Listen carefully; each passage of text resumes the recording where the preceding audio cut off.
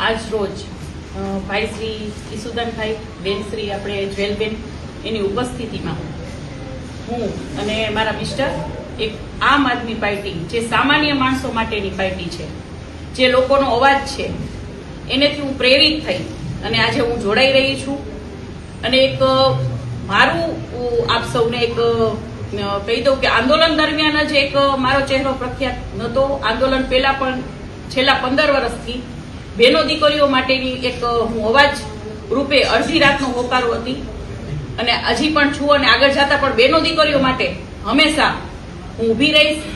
આમ આદમી પાર્ટીમાં આજે એક ભાઈશ્રીએ વાત કરી કે દરેક બહેનોને મહિનામાં જે 1000 રૂપિયા આપવામાં આવશે, એ વાતથી પણ હું ખૂબ જ એક પ્રેરિત થઈ અને એક મને લાભ સરસ એવો મળ્યો છે કે લોકો વચ્ચે રહી અને દરેકનો અવાજ બની અને લોકોની અવાજ સાંભળવો અને કામ કરવું. આજે આપ જોઈ રહ્યા હશો કે બીજી બધી પાર્ટીઓ હોય છે એ ખાલી વાતો કરે છે, પણ આમ આદમી પાર્ટી જોઉં છું ઘણા ટાઈમથી કે વાતો નથી કરતા, તરત રિઝલ્ટ લઈ આવે છે. ઘણા બધા એવી બધી એક વાતો છે કે કરી એટલી ઓછી છે.